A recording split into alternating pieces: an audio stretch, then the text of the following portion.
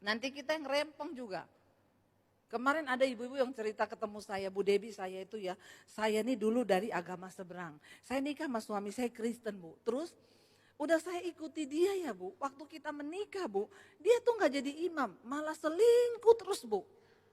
Dia pergi sama perempuan selingkuhannya, habisin uang miliar-miliar, udah habis uang pulang lagi ke rumah minta uang.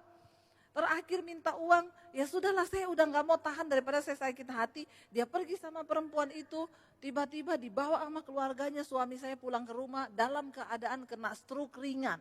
Karena dijotos sama pelakornya. Udah gak ngasih duit, dipukul, dia kena stroke ringan. Saya itu dibawa pulang, saya rawat lah Bu ya, namanya suami saya rawat. Saya bawa ke rumah sakit, habis ratusan juta. Saya rawat di rumah pakai suster. Sembuh Bu, balik ke perempuan itu. Balik dia Bu. Akhirnya kena serangan stroke yang kedua kali. Ya, mulai tangannya bengkok sebelah. Sama keluarganya dibawa pulang lagi ke rumah. Saya berdoa Bu sama Tuhan. Tuhan, ini orang saya terima enggak ya?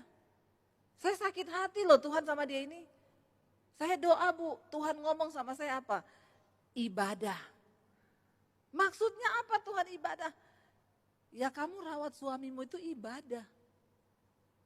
Dia bilang, ibu berat loh Bu. Saya sudah disakiti, Tuhan suruh ibadah, saya rawat dia. Kalau orang cari gampang kan bikinin jus kasih. Ya, sianida udah selesai. Tapi kan gak kayak begitu, kasih Tuhan yang diajarkan. Saya rawat Bu. Sembuh lagi Bu, pergi lagi sama perempuan itu. Akhirnya kena serangan yang ketiga, udah gak bisa apa-apa. Benar-benar sudah tidak bisa apa-apa, udah cacat, lumpuh, dibawa lagi. Saya cuma rawat karena itu, Tuhan bilang ibadah. Saya rawat Bu, akhirnya di akhir-akhir hidupnya. Dia udah gak bisa apa-apa, maaf udah buang air kecil di celana, di tempat tidur. Ya mulutnya keluar ludah-ludah, saya rawat Bu, saya rawat.